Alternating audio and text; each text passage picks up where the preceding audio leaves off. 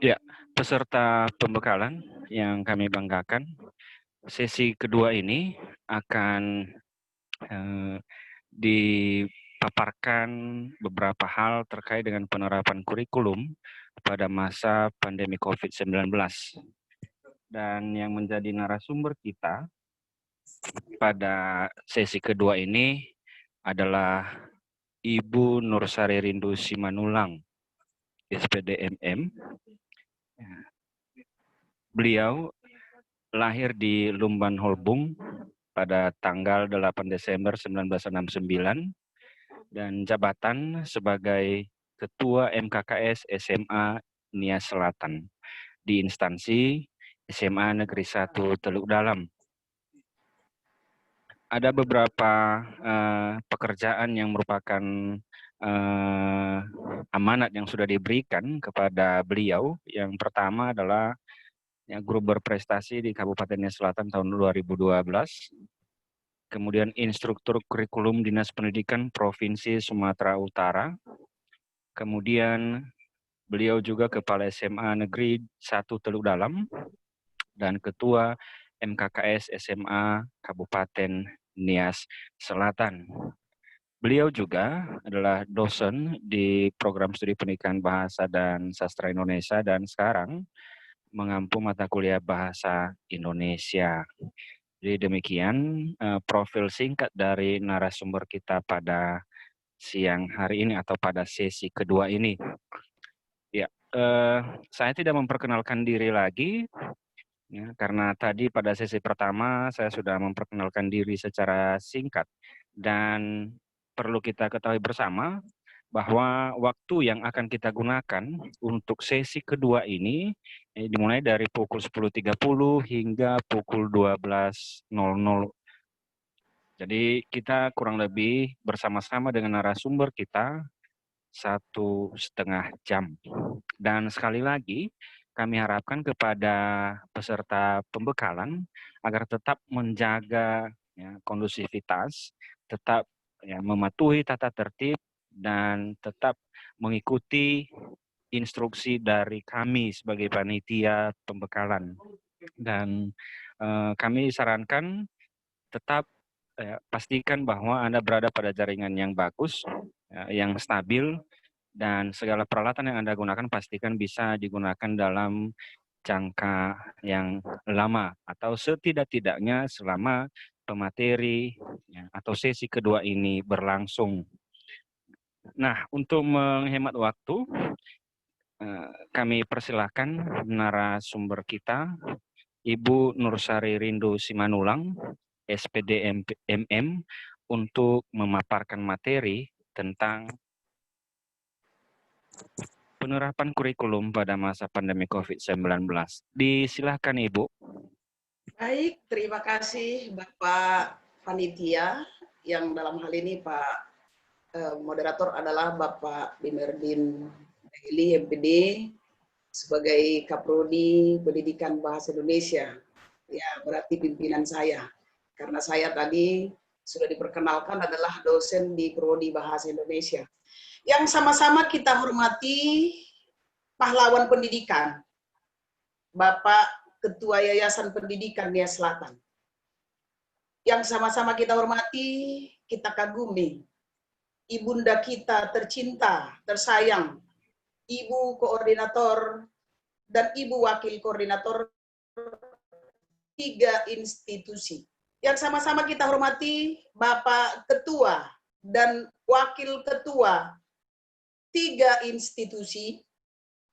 Yang sama-sama kita hormati, Bapak Ibu dosen pada 3 institusi, Bapak dan Ibu panitia PLP yang memberikan ruang dan waktu kepada saya sebagai narasumber dengan topik penerapan kurikulum masa pandemi COVID-19.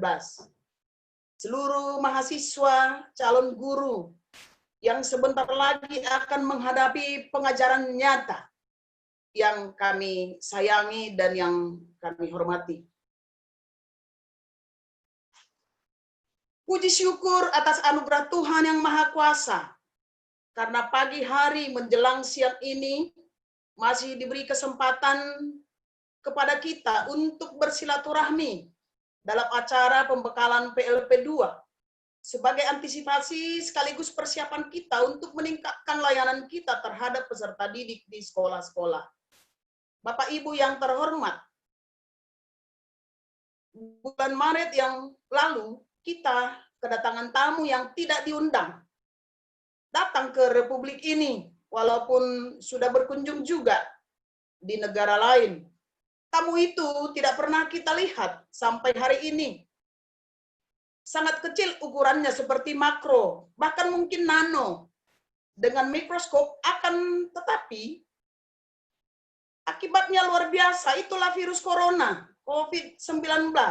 Makhluk kecil yang membuat kita susah, galau, membuat kita kesal. Tetapi itu adalah ujian dan wajib kita syukuri. Karena kita diajarkan Tuhan yang Maha Kuasa, Maha Kasih untuk senantiasa bersyukur dalam segala hal. Bapak Ibu terhormat, khususnya calon guru, peserta pembekalan PLP 2. Kita sebagai orang yang terdidik, bagaimana agar kita keluar dari pandemi ini?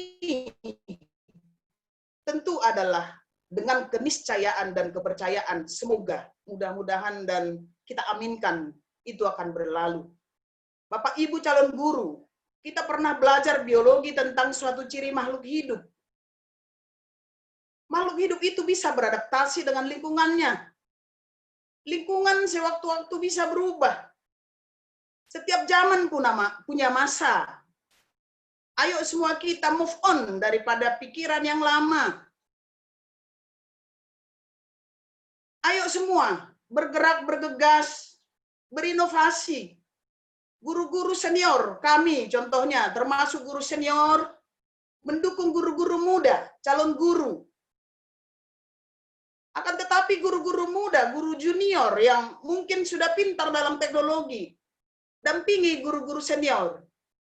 Bimbing, arahkan, tanpa mengajari namanya. Mari kita lihat tayangan video ini. Setiap zaman ada orangnya, dan setiap orang ada waktunya. Dulu pada waktu saya masih muda, saya ingin segera memimpin, tetapi ternyata belum waktunya. Sekarang ini waktunya. Tetapi di lain pihak juga ada orang yang tidak sadar bahwa setiap zaman itu ada orangnya yang berbeda dari waktu ke waktu. Banyak orang yang tetap menggunakan cara berpikir yang berlaku di masa lalu dan memaksakannya pada hari ini. Kita tentu saja membesarkan anak-anak kita dengan cara yang berbeda. Saya dibesarkan oleh orang tua saya dengan cara yang berbeda dengan saya membesarkan anak-anak saya. Dulu orang tua bisa menghukum anaknya dengan strap berdiri. Dipukul pakai gesper, pakai tongkat, rotan dan lain sebagainya, bahkan dijewer telinganya. Apa yang ingin saya ceritakan pada Anda adalah bahwa setiap saat manusia selalu menjalani 3 zona waktu. Pandemi ini adalah suatu perbatasan. Ada masa lalu, ada hari ini. Zona waktu yang pertama adalah the past, masa lalu. Zona waktu yang kedua adalah the present, hari ini, suasana pandemi. Dan kemudian ada the future. Strategy is about leadership in the future. Tetapi bukan untuk dilakukan di masa depan. Dilakukan pada hari ini. Oleh karena itu kita merasa beruntung ketika ada teknologi. Para dokter dulu tidak mau melayani pasiennya dengan menggunakan telemedicine. Karena diagnosa itu harus dipegang orangnya, disentuh, diraba, ditanya, diajak ngomong, menggunakan alat, pakai stetoskop dan lain sebagainya. Itulah diagnosa yang berlaku di dunia kedokteran. Tetapi ketika terjadi pandemi, mau tidak mau kita menerima pemeriksaan dokter dari jarak jauh. Karena dari jarak dekat, dokter pun banyak yang tidak berani pada hari ini. Untunglah ada anak-anak muda yang membawa hari esok ke hari ini. Karena tomorrow is today. Banyak orang yang tidak bisa relevan pada hari ini karena terperangkap pada masa lalu. Unable to escape from the past. Ini adalah keterperangkapan kita. Dan orang-orang seperti ini, unable to create the future. Tidak mampu menciptakan masa depan. Saya ingin mengajak Anda untuk keluar dari perangkap masa lalu. Karena hari ini banyak sekali perusahaan-perusahaan yang didirikan oleh orang-orang sebaya saya, oleh orang-orang yang lebih tua dari saya. Tetapi bisa jadi perusahaan yang menjadi kurang relevan. Hari ini banyak sekali orang-orang berpendidikan seperti saya. yang sekolahnya di masa lalu, yang barangkali pendapat-pendapatnya sudah mulai tidak relevan. Dan kita hanya bisa menciptakan relevansi, membuka mata masyarakat kalau kita mau belajar kembali. Kemudian kita menjelaskan dengan kehidupan cara-cara baru ini. Kita harus memiliki ability to escape from the past, untuk hidup dan membawa kehidupan ke hari esok. Selamat untuk menciptakan kehidupan yang lebih relevan, terutama karena pandemi ini adalah suatu batas waktu untuk melihat sesuatu dengan cara-cara baru di hari esok.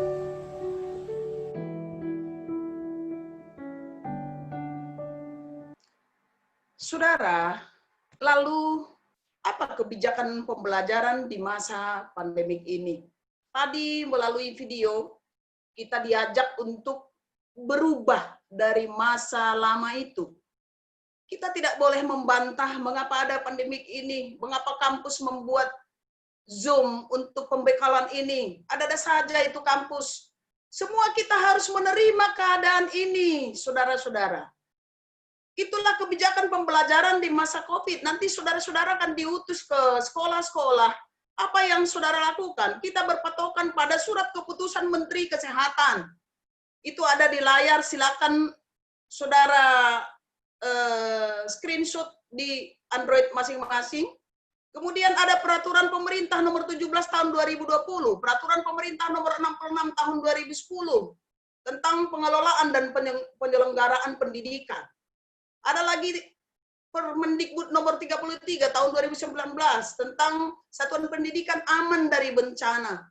Kalau daerah kita selama ini disebut zona hijau, tadi sudah dikatakan oleh Bapak Ketua Yayasan kita bahwa kita bukan lagi zona hijau, sudah di depan mata kita bencana itu. Lalu apa yang dapat kita lakukan? Tentu dari diri kita sendiri dulu. Tadi sudah dikatakan oleh Bapak Ketua Yayasan, pakai masker. Kalau kita berada di luar bersama teman kita, kalau di rumah kita mungkin dalam satu kamar itu nggak perlu pakai masker karena kita tidak kontak dengan orang lain. Nah, apa yang dikatakan oleh Bapak Ketua Yayasan itu tadi, jangan hanya didengarkan, tapi kita menjadi pelaku agar kita menjadi contoh nantinya bagi peserta didik kita dan di lingkungan di mana sekolah kita, di mana saudara nanti akan ditempatkan oleh panitia. Kemudian, Surat Edaran Mendikbud nomor 4 tahun 2020 tentang pelaksanaan kebijaksanaan pendidikan dalam masa darurat. Nah, saudara-saudara, dahulu Bapak Ibu dosen telah mengajarkan di mata kuliah kurikulum bahwa pelaksanaan pembelajaran, rencana pelaksanaan pembelajaran itu sudah disusun sedemikian rupa. Akan tetapi dengan keadaan ini sekarang kita perlu berubah. Kita bukan berarti meniadakan semua yang diajarkan oleh dosen itu, bukan. Tetapi kita harus membubuhi, mengadopsi apa situasi yang terjadi pada saat ini. Nah, mau tak mau, RPP yang kita buat selama ini begitu panjang, ada mungkin sampai 4 lembar. Kalau di bahasa Indonesia itu ada satu standar, satu kompetensi dasar itu sampai 5 lembar. Tapi sekarang pemerintah telah membuat petunjuk untuk membuat rencana pembelajaran itu hanya 1 lembar saja, hanya 5 menit bisa kita buat. Nanti kami akan berikan contoh-contoh RPP yang sudah dilaksanakan di Indonesia ini dan di sekolah-sekolah untuk saudara pakai nantinya untuk menjadi referensi bagi saudara. Tetapi jangan copy paste, berbuatlah, bertindaklah karena saudara-saudara ini dicetak dalam dunia teknologi. Jangan copy paste saja. Ibu koordinator tadi mengatakan jangan menjiplak saja, tetapi kita mau berbuat agar saudara-saudara ini mampu nantinya menghadapi zaman yang semakin buruk untuk membimbing siswa di zamannya untuk lebih berinovasi, tentu dari semua guru awalnya.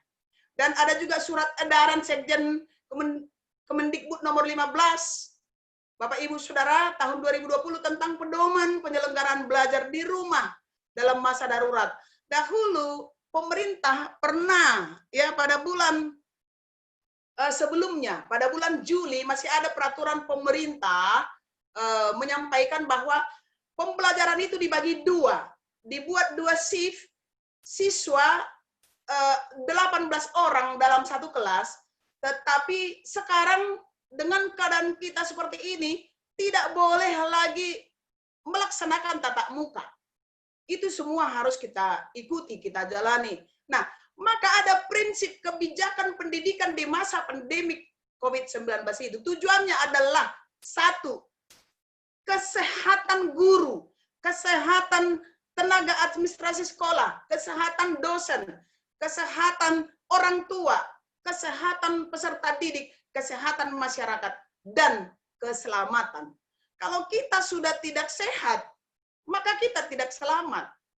Ya, maka kesehatan yang utama, kata Menteri Pendidikan. Lalu, untuk apa dilaksanakan pembelajaran yang daring seperti ini? Apakah siswa semua mempunyai perangkat? Itu sudah dibijaksanakan, diantisipasi oleh pemerintah melalui sekolah-sekolah.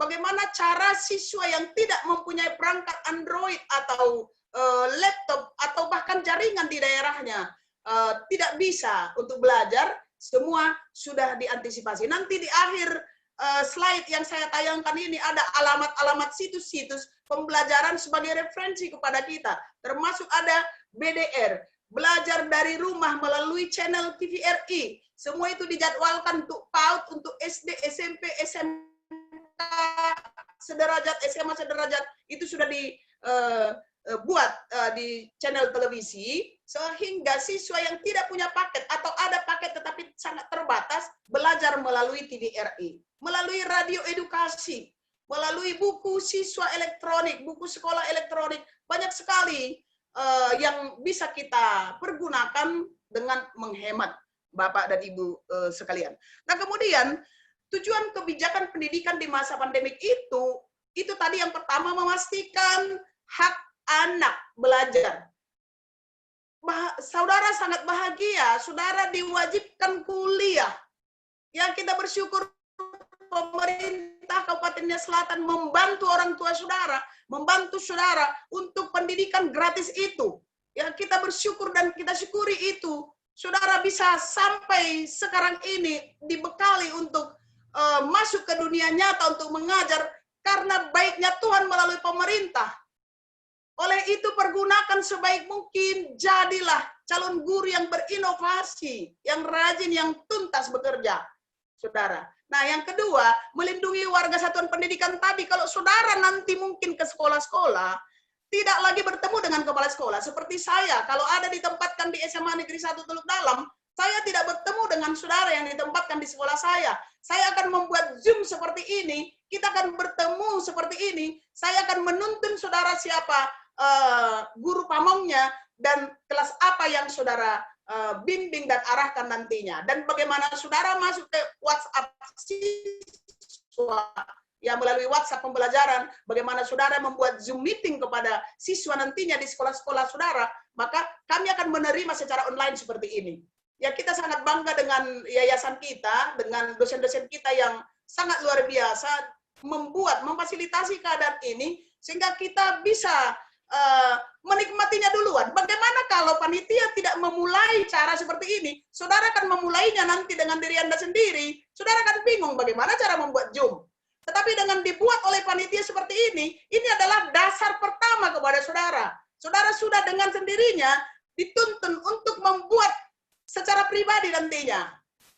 Ya, jadi bersyukur kepada panitia dengan membuat kegiatan ini secara daring, karena sudah didasari dengan sendirinya, saudara-saudara akan pergi nanti ke sekolah-sekolah. Nah, bagaimana yang kedua ini, Bapak Ibu, saudara sekalian, mari kita dengarkan pidato Menteri, agar yang kami sampaikan ini tidak bohong-bohongan ya, tidak asal-asal kami sebutkan. Mari kita dengarkan. Jadi kita fokus kepada yang poin 2 ini sekarang.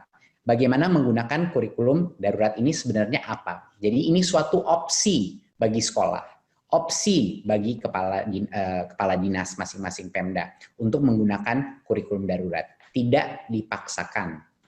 Terima kasih. Berikut. Nah, ini sekedar ilustrasi beberapa contoh kompetensi-kompetensi dasar per mata pelajaran. Ini mohon diingat, ini bukan semua mata pelajaran, masih ada lagi mata pelajaran tapi tidak muat di dalam slide ini. Jadi ini sekedar ilustrasi bahwa besar sekali jumlah kompetensi dasar yang dikurangi untuk menyederhanakan fokus dan agar berfokus kepada kompetensi esensial dan kompetensi prasyarat untuk kelanjutan pembelajaran. Jadi apa yang kita lakukan di Kemdikbud? Kita melihat seluruh kompetensi dasar berdasar per mata pelajaran, dan kami memilih kompetensi dasar yang terpenting, yang menjadi foundational atau esensial, yang akan menjadi building block ya, atau akan menjadi fondasi daripada pembelajaran berikutnya dan level kompetensi berikutnya. Dan ini adalah juga kompetensi-kompetensi yang sangat penting untuk memenuhi prasyarat untuk maju ke tahap berikutnya. Jadinya ini bukannya kurikulum itu dijadikan kurikulum yang lebih tidak baik atau yang tidak terstandar, bukan. Ini kita memilih kompetensi-kompetensi dasar yang terpenting dan memfokuskan dan memberikan hak untuk guru untuk fokus kepada kompetensi-kompetensi itu, sehingga di masa yang sangat menantang ini mereka bisa berfokus untuk mendalami kompetensi terpenting dan bukan melebar tapi tidak ada yang menetas. Jadi lebih baik kita mendalami yang esensial daripada semuanya harus tuntas kompetensi dasar tapi tidak ada yang tercapai dengan cara yang benar. Berikut. Saudara yang kami hormati, tadi dari apa yang disampaikan oleh Bapak Ketua STKIP Nia Selatan, bahwa saudara ini akan turun ke dunia pendidikan itu. Lalu, bagaimana cara saudara bertindak? Bagaimana cara saudara berdiri di hadapan siswa walaupun dalam situasi seperti ini? Contohnya, dalam daring ini, tadi sudah ditegur oleh ibunda kita yang seperti ini, masa saya menjelaskan kemana, ke kiri, ke kanan, itu sangat betul. Walaupun kita dalam daring ini, saya ulangi, walaupun kita dalam Zoom ini, kita harus punya etika. Saya tidak minum di hadapan saudara, saya tidak kemana-mana pikiran saya tidak kemana-mana arah gerakan saya tidak melihat orang di sekeliling saya. Tadi panitia sudah mengatakan, unmute-kan dulu, mute-kan dulu, mute-kan dulu, matikan speakernya. Itu juga merupakan etika, saudara. Nanti saudara akan mengajar kepada siswa, sampaikan juga petunjuk-petunjuk itu agar jelas. Nah, sehingga pembelajaran yang saudara lakukan nanti menjadi pembelajaran yang menarik, tidak terlalu membebani siswa, saudara sekalian.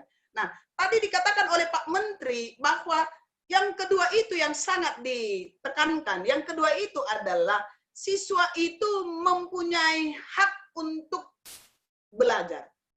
Dan guru-guru itu mengarahkan siswa. Di sana nanti akan dikatakan tanpa memikirkan, tanpa mempertimbangkan ketuntasan kurikulum. Kurikulum ini dibuat secara 3 jenis. Kurikulum 2013, kurikulum pandemik, kurikulum kombinasi, boleh secara daring, boleh secara luring untuk melaksanakannya. Lihat situasi. Kalau saudara contohnya nanti ditempatkan di Huruna yang tidak ada jaringan sama sekali, saudara mengadakan dalam jaringan, tentu saudara tidak akan mencapainya seperti itu. Di sana mungkin tidak ada jaringan, lalu saudara berbuat seperti apa? Tetap minta tuntunan dari pamong dan atau kepala sekolah, bagaimana saudara bertindak. Contohnya, buatlah modul saudara, ya. Di dalam modul itu ada RPP, langkah-langkah pembelajarannya seperti apa, lalu apa tuntutannya, apa yang ditagih kepada siswa. Dan ingat Bapak Ibu Saudara, jangan buat siswa stres. Ini ada strateginya pembelajarannya. Ini ada, ya saudara. Jangan stres, saudara juga jangan stres, siswa juga jangan stres. Jangan dari perkataan kita membuat siswa kita stres. Jangan kita takut-takuti. Nanti saya beritahu kamu ya kepada guru. Nanti saya laporkan kamu ya kepada kepala sekolah. Itu membuat siswa stres.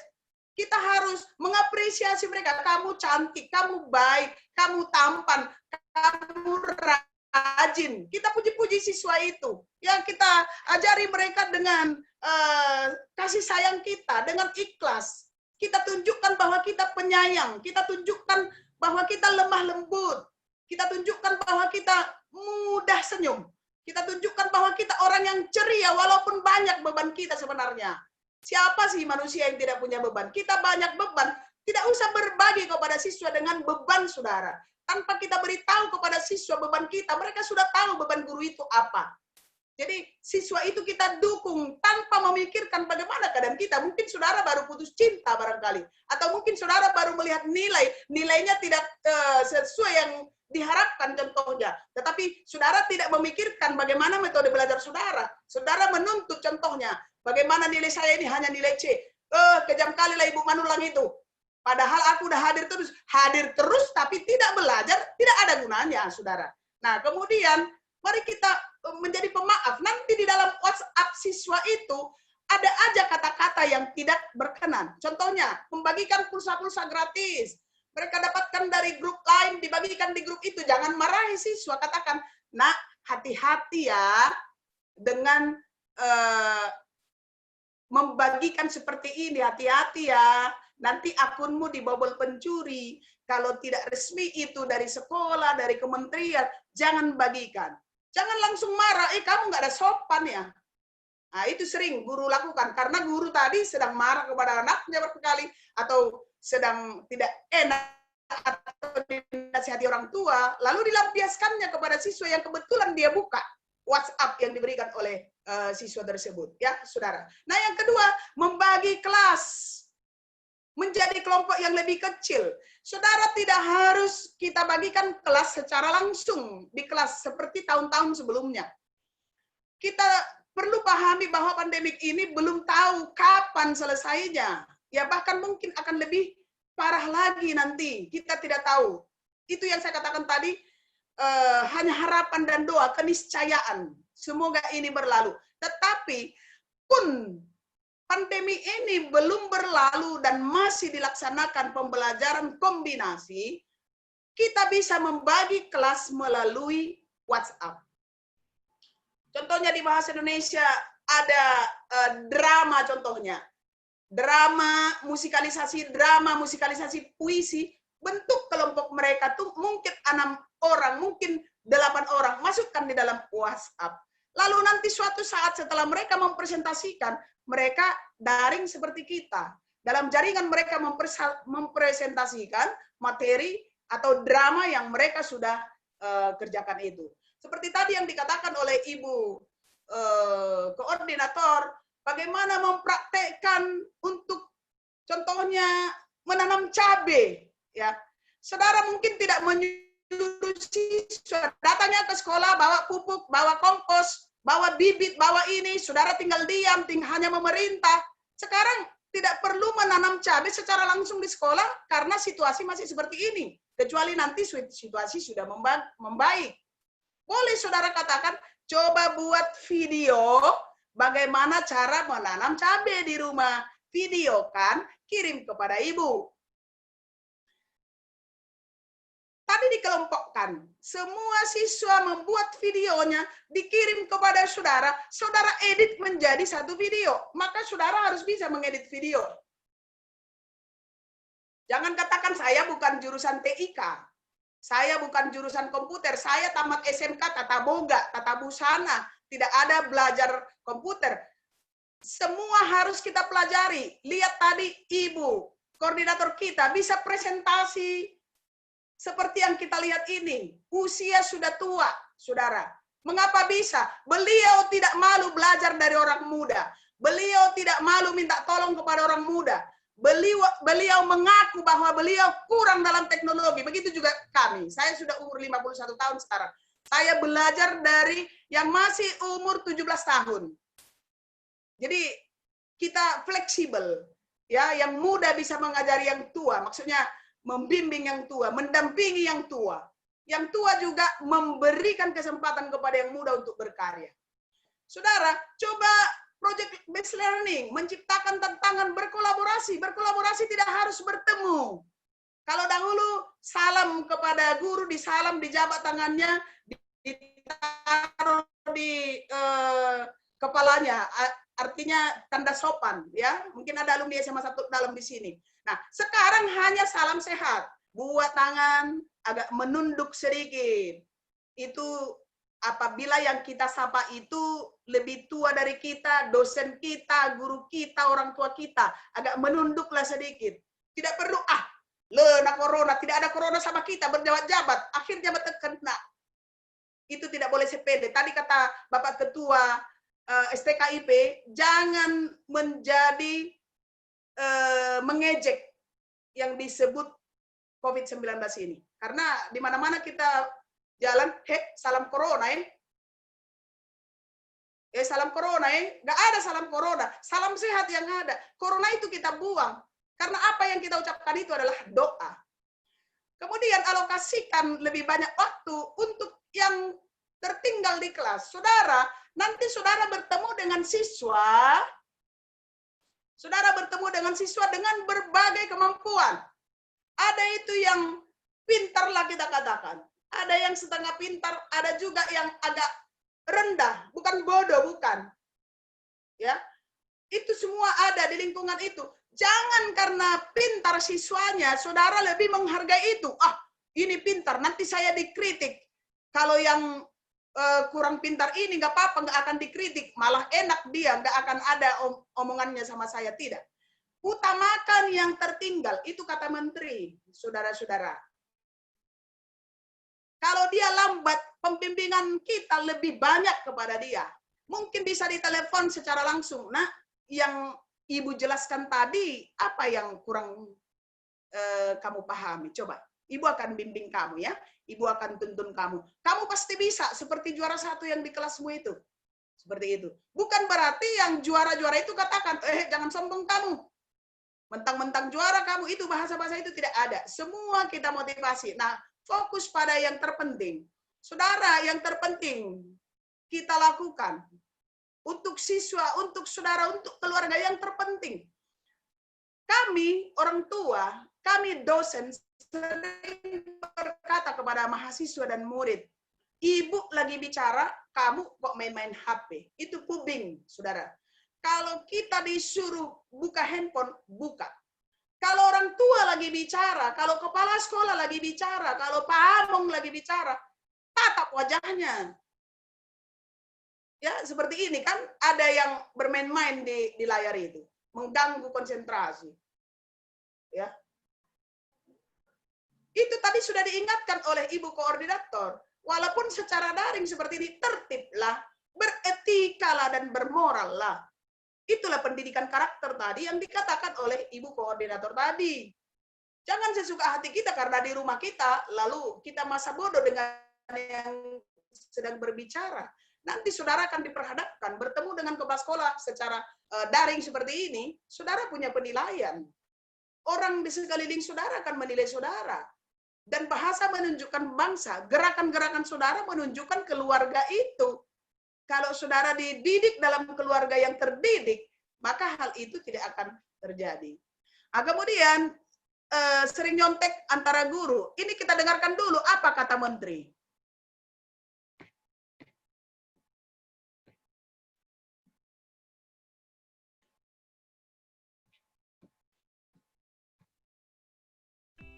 Halo, ini Mendikbud melapor dari rumah. Saya ingin hari ini memberikan beberapa pikiran saya dan juga beberapa tips-tips bagi pengajar, baik guru atau orang tua, dalam menghadapi kondisi situasi krisis ini, di mana banyak sekali murid-murid kita sekarang belajar dari rumah dan banyak sekali guru-guru mengajar dari rumah. Untuk tips yang pertama,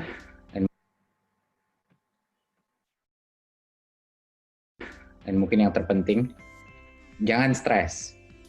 Ini adalah masa adaptasi. Pasti tidak mudah, penuh dengan kebingungan, penuh dengan ketidakpastian. Ini normal. Jadi jangan khawatir, tapi yakini bahwa cara terbaik untuk belajar suatu hal baru adalah untuk keluar dari zona nyaman tersebut. Dan itu satu-satunya cara untuk memperbaiki diri. Jadi walaupun banyak guru, orang tua, ataupun murid yang masih gaptek misalnya, atau masih terintimidasi dengan teknologi, nggak apa-apa, itu perasaan yang normal. Tapi yang penting kita setiap hari mencoba untuk mempelajari bagaimana metode yang terbaik, karena tidak ada satu jalan untuk menemukan cara yang paling tepat. Untuk tips yang kedua, cobalah membagi kelas menjadi kelompok yang lebih kecil. Ini merupakan mungkin bagi banyak sekali guru dan pengajar suatu hal yang baru, tapi ini saatnya kita mencoba. Janganlah takut bereksperimentasi dengan cara-cara baru. Ini adalah kesempatan kita untuk berinovasi. Banyak pengajar sekarang sebatas memberi assignment saja, lalu hasilnya dievaluasi. Ini memang wajar, dalam situasi yang sulit seperti ini, pasti banyak yang main aman saja, berikan tugas secara tertulis, dan setelah diselesaikan, dikoreksi, dan diberikan angka. Dan besoknya sama lagi. Tapi mungkin ada cara lain yang mungkin lebih efektif. Tidak semua murid punya level kompetensi yang sama. Yang unggul di satu bidang belum tentu unggul di bidang yang lain.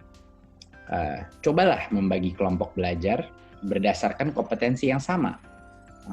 Contoh, kalau satu hari ada 5 jam mengajar, kenapa harus seluruh kelas serentak diajar lewat videocon? Kenapa satu kelas semuanya diberikan tugas yang sama? Sebagai contoh juga, 5 jam mengajar dalam satu hari itu bisa sebenarnya dibagi menjadi 5 kelompok yang lebih kecil, masing-masing 1 jam melalui video conference. Tapi setiap kelompok fokus kepada topik yang mungkin paling menyulitkan untuk mereka atau topik yang paling menarik bagi mereka. Baik, saudara, itu videonya tadi tidak saya lanjutkan karena sudah saya jelaskan tadi ada 7 strategi mengajar itu. Lalu bagaimana cara mengadaptasikan kurikulum itu? Ada kurikulum 2013, ya saya coba buka, ya. Kurikulum 2013 berbasis kompetensi perlu adaptasi dengan kondisi kedaruratan. Ada juga nanti kurikulum tingkat satuan pendidikan perlu beradaptasi dengan kondisi kedaruratan pandemi COVID-19. Perlu direlaksasi dan diadaptasi. Tadi kata Menteri bahwa kita tidak boleh dipaksa untuk membuat kurikulum darurat. Dan tidak juga dipaksa untuk menerapkan kurikulum 2013 atau KTSP. Karena di Kabupaten Selatan ini masih banyak SMA, kalau saya tidak salah 2 tahun lagi berjalan, kelas 11 sekarang, masih ada yang mempergunakan kurikulum tingkat satuan pendidikan atau kurikulum 2006. Belum semua sekolah di Nias ini, di Kabupaten Selatan, menerapkan K13 itu, saudara. Nah, maka kita harus fleksibel. Nanti, saudara, mana enaknya membuat RPP, ya. Kepala sekolah tidak boleh memaksa nanti, Bu, Ibu harus buat RPP K13, RPP darurat, tidak. Saudara akan bertanya kepada Bapak Ibu Pamong nanti, seperti apa RPP yang kami buat? Ada kami dapat dari kampus Ibu. Ini yang kami buat. Apakah boleh kami pergunakan ini? Jadi komunikasi dengan baik kepada pamong-pamong saudara, sehingga tidak ada istilah pemaksaan dalam pembuatan perangkat pembelajaran. Tetapi bukan berarti tidak berbuat. Nah, kemudian saudara, apa strategi guru mengajar pada masa pandemik itu? Ada kecakapan abad 21. Dikembangkan melalui K13 dan kurikulum tingkat satuan pendidikan. Yang pertama adalah kualitas karakter. Panitia sudah mengatur kegiatan ini dan acara ini. Yang pertama dimunculkan tadi adalah pendidikan karakter. Dan memang itulah yang pertama dan awal dari segala pendidikan. Pendidikan karakter sudah cukup luas yang dijelaskan oleh ibunda kita tadi. Saudara-saudara, apa yang diharapkan? Ada tadi 18 pendidikan karakter. Saudara sebagai calon guru harus hafal yang 4 itu. Maksud kami yang 18 itu. Saya sebagai guru saya hafal itu. Dan saya terapkan. Ya, itu kualitas karakter siswa. Nah, bisa saja seluruh siswa mengikuti pembelajaran daring, ada uang dari orang tuanya, ada uang dari sekolah, ada uang maksudnya paket dari pemerintah, tetapi dia tidak berkarakter.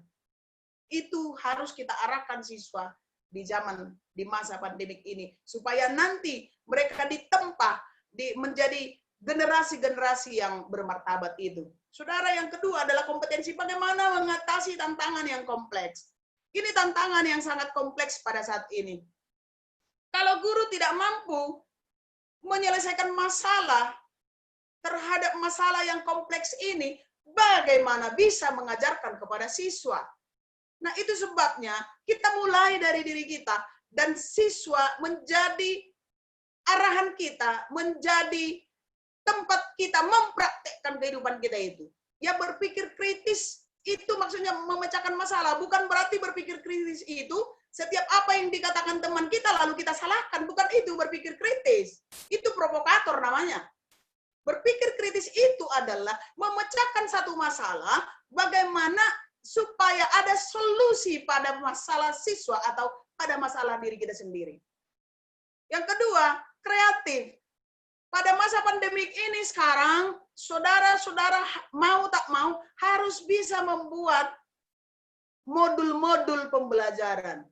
Bukan hanya modul pembelajaran secara kertas. Sekarang kita tidak bertemu lagi dengan kertas, saudara. Tidak bertemu lagi kita dengan pena saat ini. Tidak bertemu dengan spidol dan kapur tulis saat ini. Kita hanya di dalam 2 jempol kita bisa kita atur semua dunia ini, saudara. Melalui Android kita. Hanya 2 jempol kita pakai.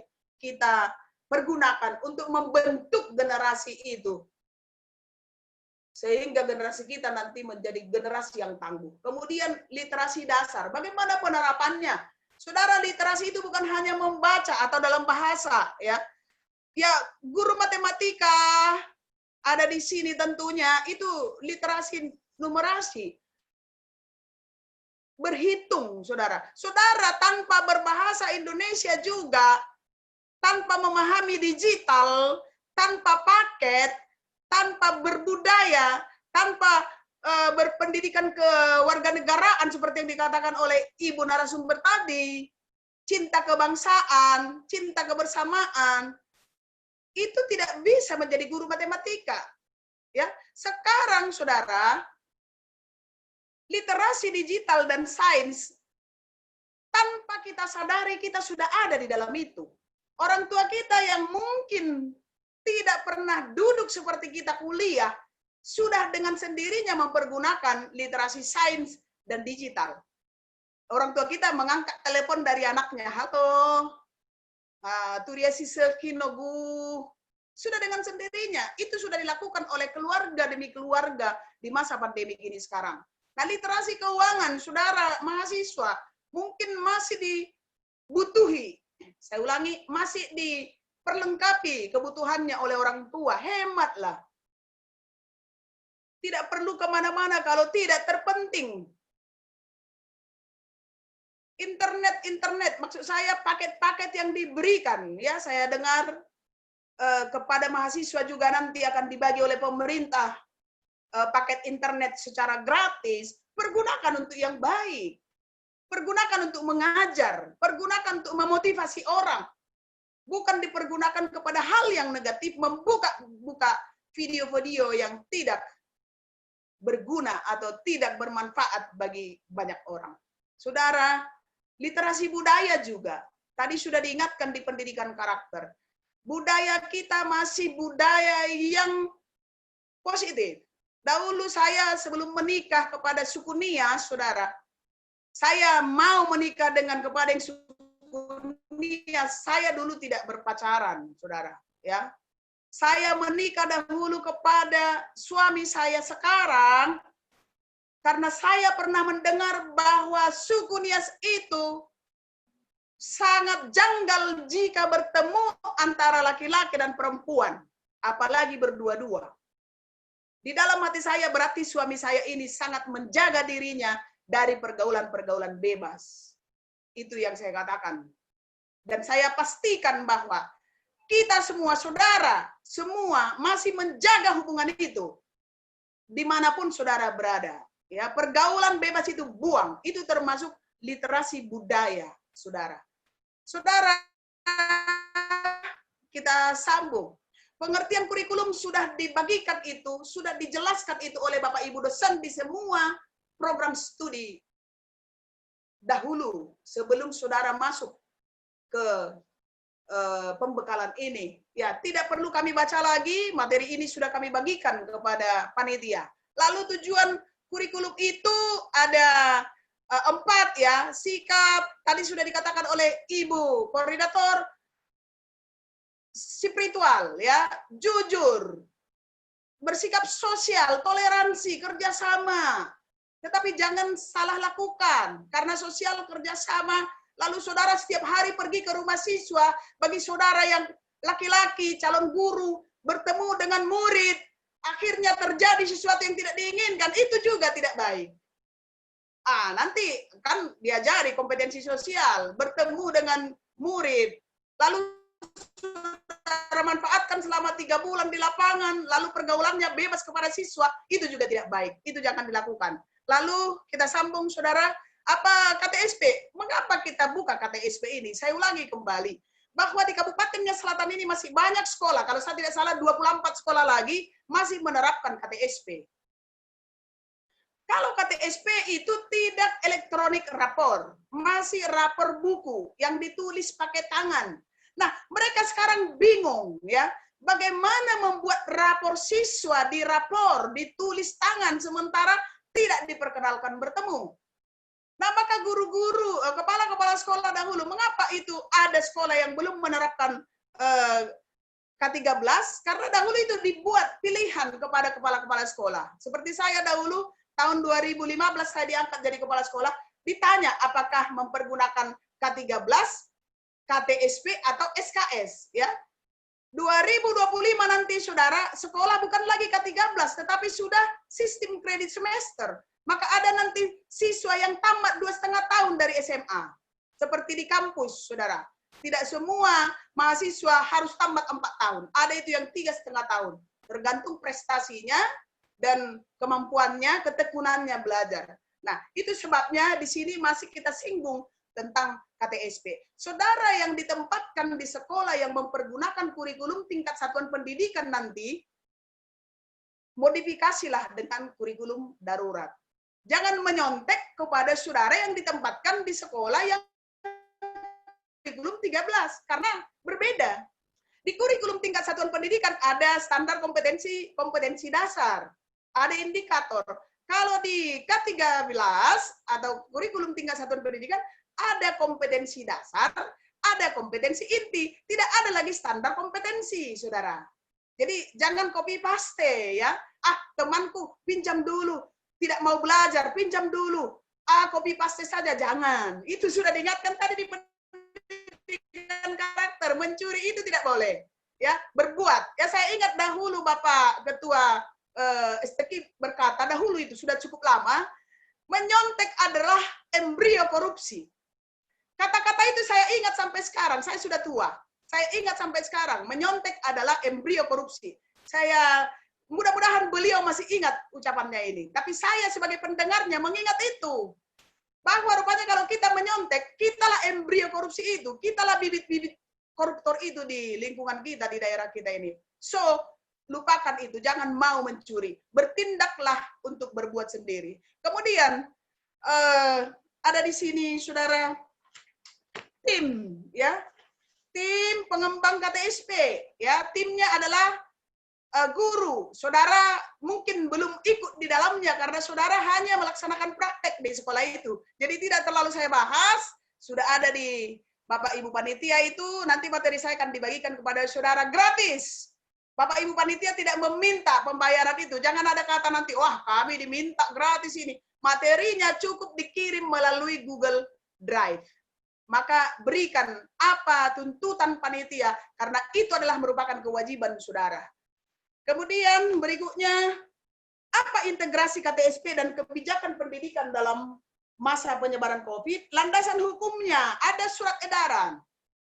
Ya, surat edaran Menteri dan Pendidikan dan Kebudayaan nomor 4 2020, hafal ini. Kalau orang tua saudara mengatakan mengapa dilaksanakan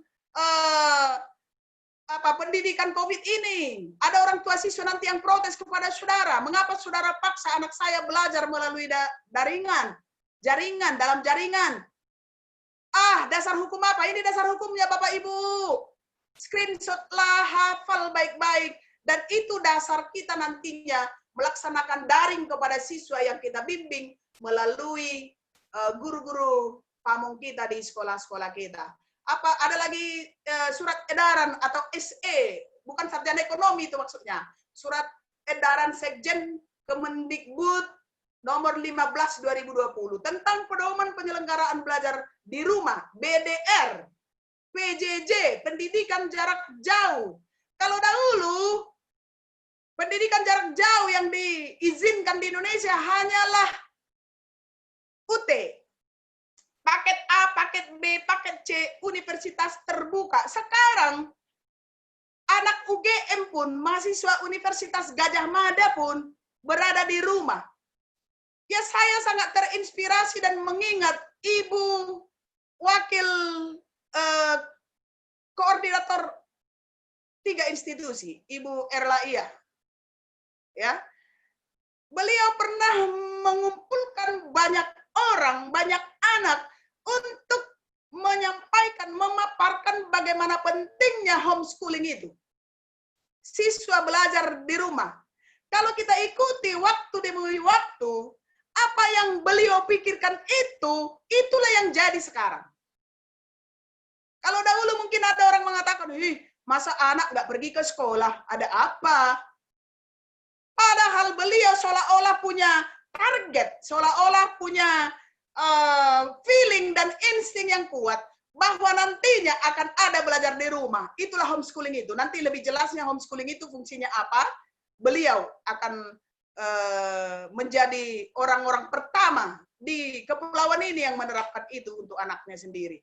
Dan sekarang, tanpa kita sadari, seluruh masyarakat Indonesia ini telah melaksanakan homeschooling bagi anak-anaknya di rumah.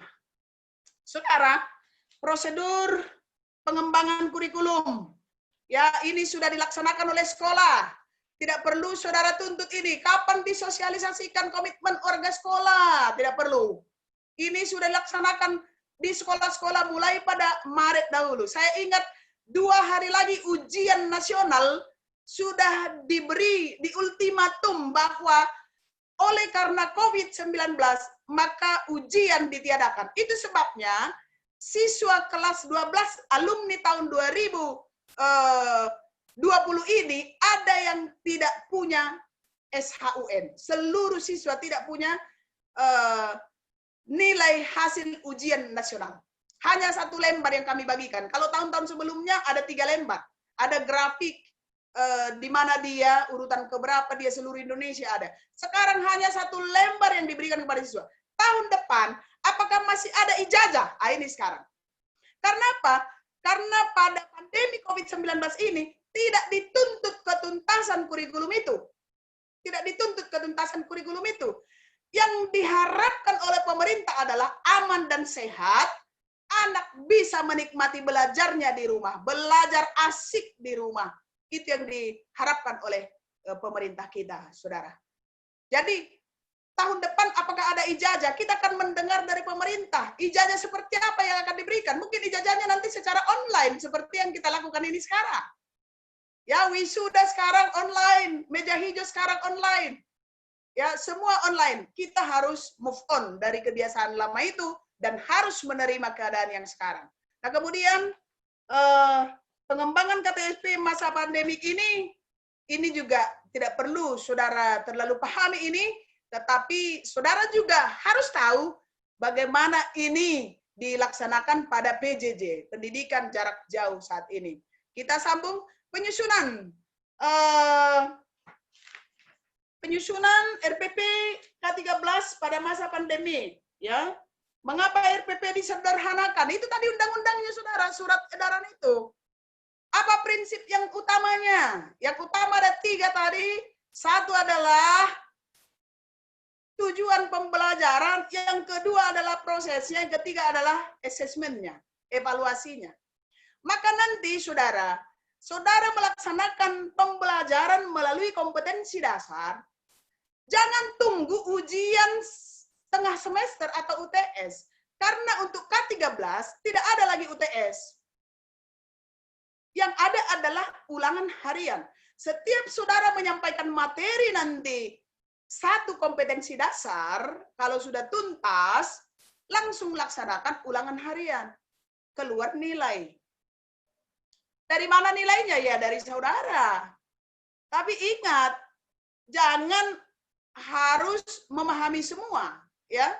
Siswa itu tidak paham ini, lalu nilainya 40. Bukan seperti itu. Nanti bagaimana assessment untuk masa pandemik ini, kami akan dengan ikhlas membagikan kepada saudara-saudara melalui Bapak Ibu dosen, nanti kami akan bagikan seperti apa formatnya, kami akan bagikan. Tidak saya tampilkan di sini, saudara. Ya. Kemudian ini bagaimana penyusunan RPP itu, ini dia dasar penyusunan RPP itu. Ada SE-nya atau surat edaran Mendikbudnya nomor 4 2020 itu. Apa dibuat di situ? Memberikan variasi aktivitas dan tugas belajar. Ya, memberikan variasi. Jadi kita melaksanakan pembelajaran itu bervariasi, membuat penilaian itu juga bervariasi, ya, berdasarkan surat edaran ini, saudara. Jadi termasuk mempertimbangkan kesenjangan akses. Tidak seluruh daerah kita ada jaringan internetnya. Ingat, Bapak Ibu, jangan tuntut siswa kita. Mungkin saudara nanti ditempatkan tadi di Umbunasi contohnya. Ada teman saya kepala sekolah, kebetulan saya ketua MKKS, ada teman saya kepala sekolah di Umbunasi. Hari ini saya kirim pesan dari Provinsi Sumatera Utara yang saya terima, seminggu kemudian baru dibalas. Karena apa? Karena beliau jalan ke arah Teluk Dalam baru ada sinyal. Jadi yang ada di Umbunasi nanti sesuaikan diri saudara. Jangan paksa siswa itu, kami mahasiswa PPL, menurut kampus kami wajib daring. Maka semua diwajibkan. Loh, saudara membawa petaka di sekolah itu. Bukan membawa kebahagiaan jadinya. Oleh itu sesuaikan diri saudara dimanapun nanti saudara berada. Fasilitas belajar di rumah itu ada atau tidak? Kalau tidak ada, dampingi siswa itu. Jangan dipaksa. Bilang sama mama ya nak, beli handphone. Masa mama ada kalung di lehernya? Suruhlah dibeli handphone. Oh, tidak ada hak kita mengatakan itu. Itu wewenang orang tua, dan orang tua sudah punya beban sendiri untuk itu. Lalu bagaimana perencanaan pembelajarannya, saudara? Ya. Ini tidak saya lanjutkan lebih detail, tetapi perencanaan pembelajaran dirancang dalam bentuk silabus RPP yang mengacu pada standar isi. Itu sudah diterangkan oleh Bapak Ibu dosen kita waktu kuliah dahulu. Apa silabus pengertiannya, saudara pasti sudah tahu. Itu sebabnya saudara ini menjadi calon guru sudah dikirimkan, karena saudara sudah lulus di mata kuliah itu. Kemudian, perubahan paradigma pembelajaran itu apa? Ini ada perubahan paradigma dari pembelajaran menjadi pembelajaran, dari pembelajaran menjadi pembelajaran. Apa maksudnya ini? Kalau dahulu diberitahu, sekarang mencari tahu. Kalau dahulu siswa kita beritahu, sekarang siswa itu mencari tahu, rasa ingin tahunya tinggi.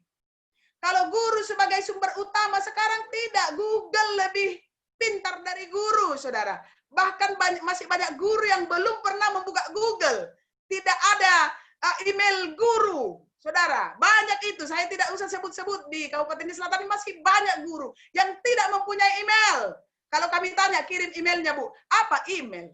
Harapun Hefogu Lena. Satu kebanggaan pula itu, Harapun Hefogu Lena. Kita sekarang sebagai guru, bagaimana supaya punya handphone yang lebih pintar, handphone cerdas untuk mempergunakan pembelajaran. Seperti saya sekarang, saudara, hanya saya kipas-kipas seperti ini, berjalan slide-nya. Saya tarik, berjalan slide-nya. Itu karena saya punya handphone yang cerdas. Ya bagaimana supaya saya cerdas? Saya memiliki Android yang cerdas. Ya saya sudah punya tunjangan. Bagaimana supaya punya tunjangan? Jadilah guru yang berprestasi. Jadilah guru yang rajin.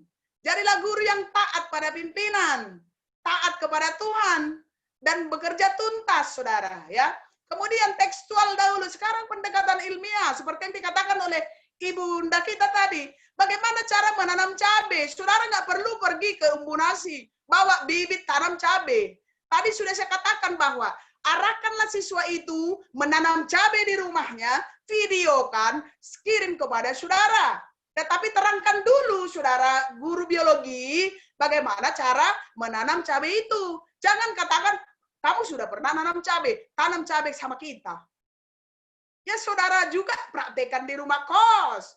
Saudara juga praktekkan di rumah saudara. Inilah cabai yang sudah ibu tanam. Videokan juga dong bagaimana cara menanam cabai itu. Jangan hanya menuntut. Kita bukan guru penuntut, tapi kita guru menjadi contoh dan teladan. Berikutnya, berbasis kompetensi. Kompetensi yang kita capai, walaupun tidak secara langsung kita pintar langsung, tetapi itu menjadi satu patokan. Rapor ijazah itu adalah kompetensi. Kemudian bersifat holistik atau terpadu. Semua mata pelajaran, saudara, sesuai prodi saudara. Tadi sudah disebut-sebut Bapak Ketua Yayasan kita, prodi apa? Semua itu adalah linear. Guru matematika wajib berbahasa Indonesia untuk mengantarkan.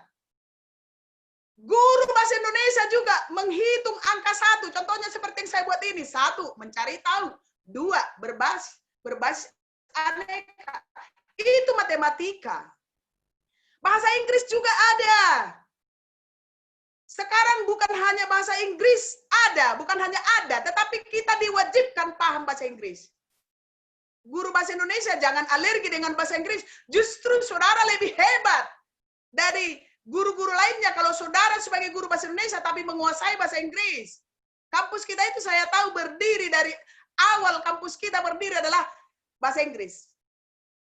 Saya bisa jamin itu sejarah nggak saya ingat. Pasti yang pertama dibuka di situ jurusan bahasa Inggris, pendidikan ekonomi. Karena apa? Beliau, pimpinan kita semua rata-rata memahami bahasa Inggris, menguasai bahasa Inggris, narasumber bahasa Inggris. Maka buah jatuh tak jauh dari pohonnya. Kalau orang tua kita jago dalam itu, kita harus turun. Cara kita sebagai anak bagaimana? Belajar. Jangan malu, jangan takut bertanya, tapi sopan dong. Jangan paksa. Ya. Kemudian kebenaran jawaban multidimensi. Multidimensi artinya saudara, jangan hanya jawaban yang ada di dalam buku. Jawaban siswa itu hargai, saudara. Jangan, oh, enggak ada di buku itu. Ya, penalaran itu zaman dulu, iya. Ya, keterampilan diaplikasikan. Saudara pintar bahasa Inggris, aplikasikan kepada orang. Saudara pintar membuat puisi, aplikasikan kepada siswa. Saudara pintar berhitung, sampai masuk olimpiade, bagikan kepada siswa dalam dunia pendidikan. Lalu, apa pengertian RPP? Saudara hafal nanti itu dan terapkan langsung. Kemudian, apa prinsip pengembangannya? Nanti saudara kerjakan itu di lapangan. Lalu bagaimana penyusunan RPP itu? Saudara pahami itu. Dan bagaimana RPP itu, prinsip RPP itu, nanti saudara pahami itu di Google banyak berserak-serak. Tinggal bagaimana cara kita untuk mau belajar. Kemudian apa prinsipnya? Ini ya, ini sangat penting, saudara. Efisien. Efisien berarti penulisan RPP dilakukan tepat hanya 1 halaman sekarang. Hanya 5 menit saya buat RPP yang saya tampilkan nanti, padahal saya bukan guru ekonomi. Saya buka buku ekonomi kemarin, saya pinjam dari guru teman saya buat RPP, nanti akan saya tunjukkan. Kemudian efektif berarti penulisan RPP dilakukan untuk mencapai tujuan pembelajaran. Materi itu penting, tetapi itu mengantar kita pada tujuan pembelajaran. RPP kita jangan terlalu banyak materi. Materi itu perlu. Itu hanya mengantar kita kepada tujuan pembelajaran, kepada pencapaian pembelajaran. Itu materi. Nah, orientasi itu pada peserta didik. Jangan kita sebagai guru saja yang pintar, anak-anak kita harus pintar dari kita. Walaupun peribahasa zaman dulu mengatakan, siswa tak lebih dari guru. Oh, sekarang tidak.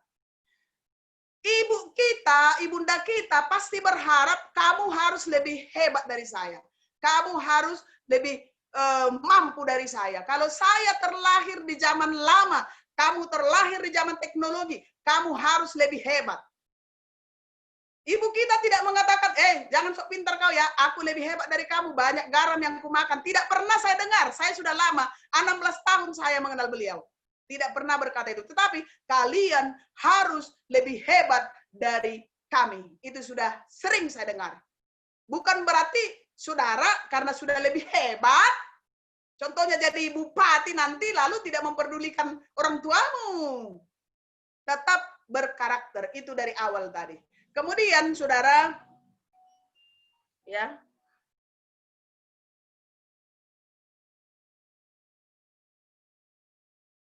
ya, ini RPP contohnya, bisa di zoom. Silakan zoom, ini saya buat tadi. Kemarin saya buat ini, saya bukan guru ekonomi, tapi saya buat tadi. Mengapa saya bisa membuat? Karena saya mau belajar. Intinya adalah ada kompetensi dasarnya. Hanya 3 langkah. Yang pertama, tujuan pembelajaran, kegiatan pembelajaran, dan penilaian. Hanya itu. Maka hanya 1 lembar RPP. Saudara. Nanti contohnya kami berikan kepada panitia. Jangan abu dede. Tetaplah omu sedede. Kami akan melengkapi, kami siap berbagi. Walaupun kami sudah tua, tapi kami yakin kami berbagi masih murah hati. Kita sambung panduan pelaksanaan oleh peserta didik. Banyak di sini bisa belajar, mengajar melalui WhatsApp, Google Classroom, Google Form, YouTube, blog, Facebook, Zoom, Cloud, Lark, dan sebagainya. Ini alamat-alamatnya saudara. Saya sudah bagikan kepada panitia, ya saudara. Nah, dan sebelum saya mengakhiri, saya akan sampaikan dulu Pulau Nias, Pulau Impian. Banyak turis dari mancanegara. Terima kasih dan cukup sekian. Agar seluruh narasumber dan dosen, terutama Bapak Ketua Yayasan Pendidikan Nias Selatan, agar semua sehat, bawalah dalam doa. Satu lagi, Ibu guru rajin mengajar. Bapak guru sedang mengajar daring. Siswa di rumah senang belajar. Apabila guru mengajar daring tanpa darting. Demikian saya sampaikan. Kami serahkan kepada host atau moderator. Silakan Pak. Ya baik, terima kasih. Satu hal yang sangat luar biasa telah disampaikan oleh narasumber kita pada siang hari ini. Baik, kepada peserta pembekalan, kita masih ada waktu kurang lebih 21 menit lagi atau 20 menit lagi. Dan ada banyak hal tadi yang sudah disampaikan. Mungkin dari sekian banyak hal yang sudah dipaparkan oleh narasumber kita, ada hal yang masih ingin diperjelas ya, kepada peserta pembekalan. Jika ada hal-hal yang ingin Anda tanyakan kepada narasumber, ya, disilakan. Untuk termin pertama, saya buka kesempatan kepada 3 orang penanya. Ya, 3 orang penanya dengan format seperti di sesi pertama tadi. Ya. Pertama dulu Anda klik gambar raise hand, kemudian kalau sudah diberikan izin untuk berbicara, maka sampaikan ya, identitas Anda, ya, tentu menyebutkan program studi, nama lengkap, dan pertanyaan. Ya, jika ada yang bertanya disilakan. Ini ada dari Agustiani Duha. Ya, silakan Agustiani Duha.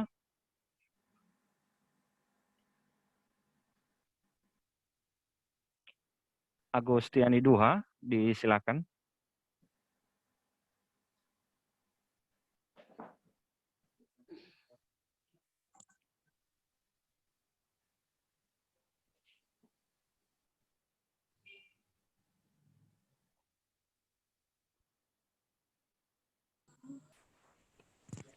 Baik, terima kasih. Iya, Pak. Terima kasih kesempatan yang telah diberikan kepada saya.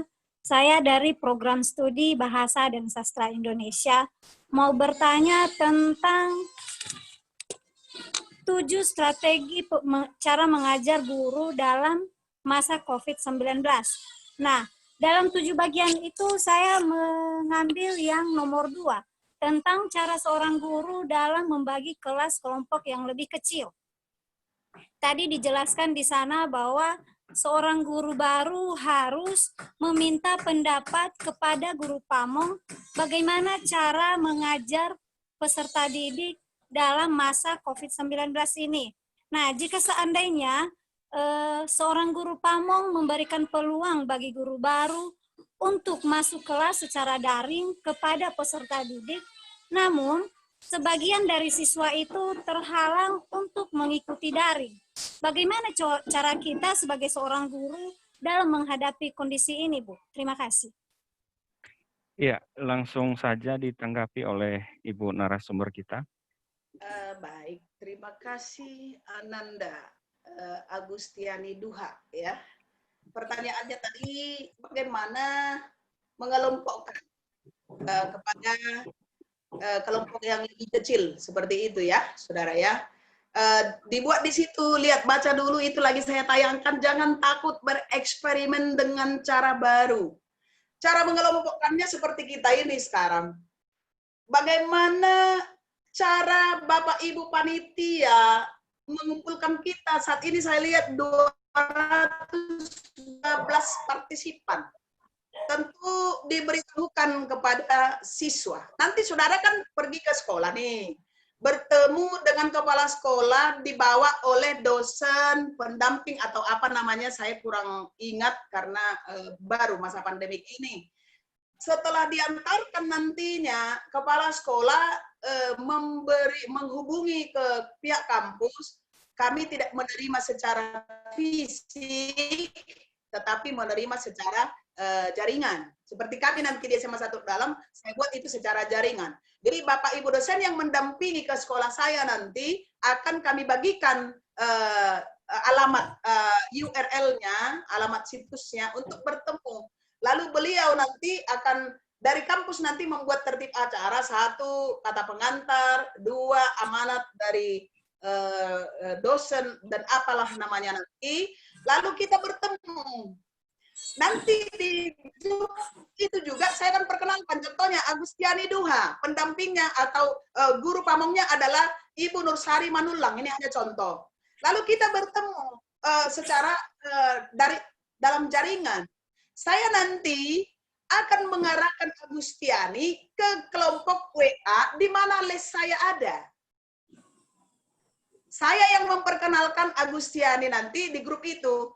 Anak didik yang kami sayangi, di sini ada calon guru kita, Ibu peserta PLP 2 dari STKIP Nia Selatan, untuk berbagi ilmu dengan kita di grup ini.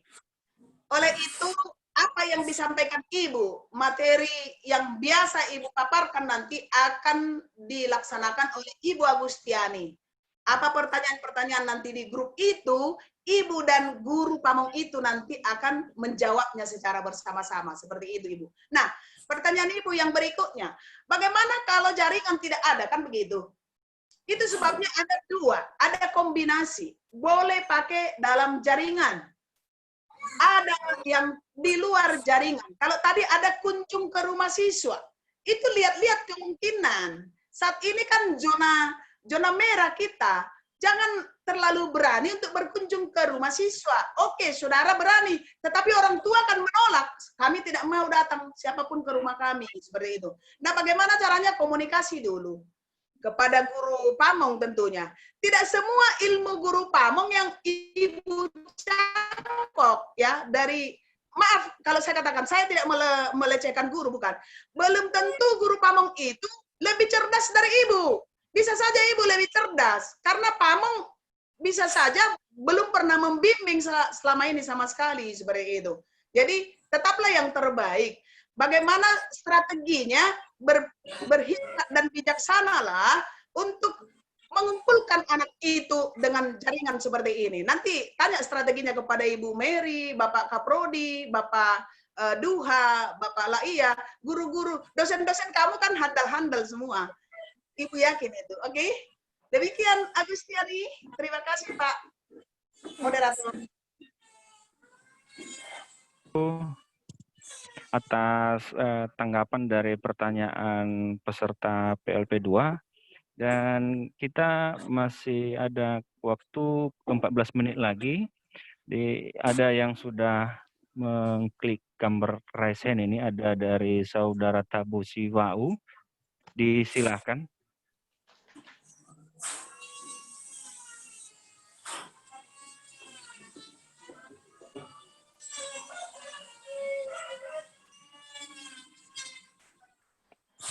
Tabu Siwau, disilahkan sampaikan pertanyaan Anda. Oh iya Pak, terima kasih atas waktu yang telah diberikan oleh Pak Moderator sama saya untuk menyampaikan satu pertanyaan. Mau saya tanyakan kepada Ibu narasumber mengenai menghadapi situasi saat ini. Tadi beliau menyampaikan bahwasanya pembelajaran secara daring dengan keadaan yang sekarang. Tentu dalam pelaksanaan pembelajaran ini melalui daring, tadi banyak beberapa halangan. Satu tadi udah disinggung mengenai jaringan, kemudian juga sekarang mengenai halangan dengan ketidakpunyaan HP Android oleh peserta didik. Lalu bagaimana tindakan kita sekarang ini? Tadi disinggung mengenai situasi mungkin di daerah jauhan yang tidak terjangkau dengan jaringan. Sudah disinggung tadi oleh Ibu narasumber. Kemudian pertanyaan saya ini hampir sama dengan pertanyaan yang pendahulu. Bagaimana cara kami untuk menanggapi hal itu ketika seseorang siswa itu atau peserta didik itu tidak mempunyai HP Android, lalu sedangkan pembelajaran kami laksanakan melalui daring. Kemudian kami juga mencoba untuk melakukan pendekatan untuk datang rumah ke rumah atau door to door, tetapi kami juga dihalangi atau dibatasi dengan pandemi COVID-19. Bagaimana sikap untuk menyikapi hal itu, Ibu? Terima kasih. Langsung saja, Pak. Saya kembalikan kepada moderator. Langsung saja, Pak Moderator. Saya jawab ya. Maaf. Iya, silakan Bu. Baik. Saudara Wa'u, Mado ya. Mado suami saya di rumah. Iya. Iya, Bu. Iya, Bu. Memang kita sekarang diperhadapkan pada keadaan yang kompleks. Ya, jangankan dulu di desa-desa, di SMA Negeri 1 Teluk Dalam yang sudah berada di kota kabupaten saja, kalau saya data dari 862 siswa, masih ada 26 orang yang belum punya Android. Yang belum punya, ya, 26 orang. Dan masih ada 82 orang yang menumpang kepada tetangga. Menumpang kepada tetangga sebelah. Ya. Dan masih ada 7 siswa yang mempergunakan WiFi sekolah. Begitu, karena di sekolah ada IndiHome. Nah, jika saudara diperhadapkan dalam situasi itu, maka jangan vakum, jangan berhenti berbuat, bertindak. Tadi sudah saya jelaskan, guru zaman sekarang itu harus mampu berinovasi. Contoh, buatlah pembelajarannya, tulislah modul sesuai RPP itu, tulis modulnya, lalu fotokopikanlah.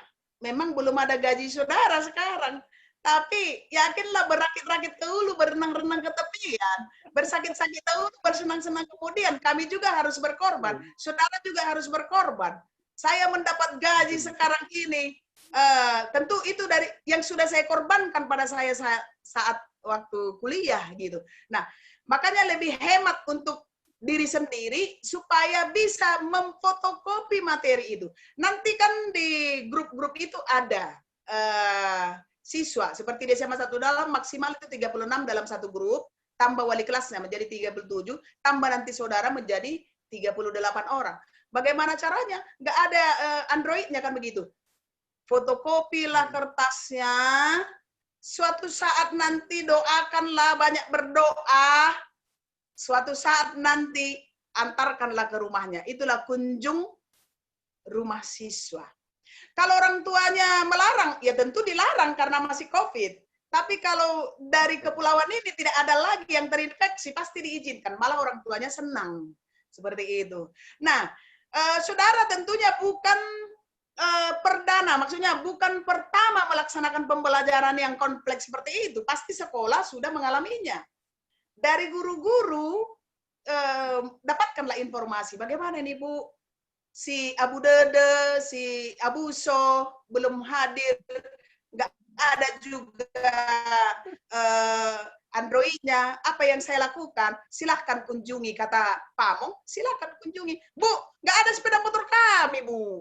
Kan kami ditempatkan di desa yang jauh. Where there is a will, there is a way, saudara. Di mana ada kemauan di situ ada jalan. Berjalan kaki kenapa? Demi anak bangsa, seperti itu. Nah, saudara WAU, saya yakin yang kompleks ini bukan hanya kita yang menghadapi, tetapi apapun adanya, walaupun tidak maksimal setiap hari kita kunjungilah nanti siswa itu bersama tuntutan dari guru Pamong dan atau sekolah di mana saudara ditempatkan. Demikian jawaban yang bisa saya berikan dulu. Kita tidak bisa mengarang-arang, tetapi kita menuntun mahasiswa ini untuk menghadapi apa yang sudah terjadi, yang sudah kami hadapi. Kami kembalikan ke Bapak Moderator. Ya, terima kasih Ibu narasumber. Waktu kita masih ada 7 menit lagi, dan seperti yang saya katakan tadi, satu termin ini diberi kesempatan kepada 3 orang penanya. Masih 2 orang yang sudah bertanya. Jika ada yang bertanya, disilakan 1 orang lagi.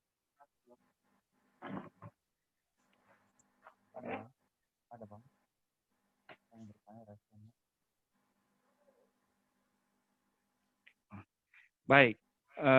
Yang bertanya tidak ada lagi, dan kami berharap Anda tidak bertanya lagi karena Anda sudah paham apa yang sudah disampaikan oleh Ibu narasumber kita. Nah, saya yakin apa yang sudah disampaikan tadi ini adalah sangat bermanfaat, ya, terutama kepada peserta PPLT, kepada semua kita yang ada di sini, karena ini berkaitan dengan tugas kita dalam melaksanakan kegiatan pembelajaran. Dan apalagi dengan situasi COVID sekarang ini, kalau boleh saya sampaikan, dari 2 penanya tadi intinya adalah Anda kreatif, ya, kemudian bijak, meskipun banyak keterbatasan, banyak hal yang menghalangi Anda melakukan tugas Anda, yang diperlukan juga adalah saling koordinasi. Tadi sudah disampaikan oleh Ibu narasumber kita, kalau misalnya ada kendala-kendala yang Anda hadapi ketika nanti sudah ke sekolah atau melaksanakan tugas PLP2 Anda, maka konfirmasilah, koordinasi, bertanya kepada guru Pamong, ya, guru Pamong atau Bapak Ibu Kepala Sekolah. Nah, saya pikir itu saja yang menjadi jawaban singkat dari 2 penanya. Nah, saya pikir tidak ada lagi yang bertanya ini. Kepada peserta PLP2 yang kami banggakan, ya, jika ada hal-hal yang ingin Anda tanyakan atau mungkin ya, tadi sudah disampaikan oleh Ibu narasumber kita, materinya sudah di-share atau sudah dibagikan kepada kami, dan Anda bisa melihat di ruang chat, ya, di ruang chat pada link Zoom ini, panitia sudah mengirimkan materi dari Ibu narasumber kita tadi. Anda bisa ambil di situ, unduh, ya, dan Anda bisa baca, pelajari kembali setelah sesi ini.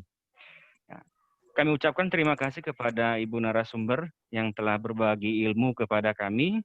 Sungguh luar biasa, sangat bermanfaat Ibu, karena kendala-kendala yang dihadapi pada saat ini adalah COVID-19 ini. Sehingga banyak mahasiswa kita yang merasa ragu bagaimana melakukan kegiatan pembelajaran di masa pandemi ini. Dan tadi Ya, sudah Ibu sampaikan beberapa trik, strategi yang bisa digunakan untuk itu. Mudah-mudahan peserta pembekalan bisa memahaminya dengan baik, sehingga materi pada sesi kedua ini ya, bisa diaplikasikan dalam melaksanakan tugas ke depan. Baik, moderator, saya sampaikan kata akhir. Iya, silakan Bu. Terima kasih kepada Bapak Ibu Panitia dan seluruh Bapak Ibu dosen pada Yayasan Pendidikan Selatan. Semoga apa yang kita dapatkan hari ini dengan ikhlas kita bagikan kepada guru-guru di tempat di mana kita bekerja, dan metode-metode kita untuk membangun Indonesia, membangun Sumut yang maju dan bermartabat dari sekolah masing-masing, kita bangun Indonesia ini. Usia boleh senja, pikiran adalah milenial. Jangan mau ketinggalan, jadilah guru yang dirindukan. Akan selalu diingat siswa atau murid atau peserta didik. Walau sang guru sudah tiada, mengajarlah dengan hati, dengan kasih sayang. Jadilah guru yang dirindui. Miliki wawasan yang mendalam, ikhlas dalam mengajar. Sabarlah menghadapi siswa, sayangilah siswa dengan lemah lembut. Mudahlah senyum, jangan pelit-pelit senyum. Berhatilah ceria dan berpenampilan ceria. Maafkan siswa apabila salah dan minta maaf meskipun tidak merasa bersalah. Berakhlaklah mulia. Prinsip saya adalah belajarlah terus, bekerja dengan ikhlas, kerja dengan keras, kerja hati-hati, dan bekerja tuntas. Terima kasih Pak Moderator. Mohon maaf jika ada kesalahan selama presentasi. Baik, terima kasih juga Ibu narasumber. Terima kasih juga atas waktunya Ibu, dan apalagi ilmu yang sudah dibagikan kepada kita pada siang hari ini. Semoga kita dalam keadaan sehat dan selalu di dalam lindungan yang kuasa. Terima kasih Ibu.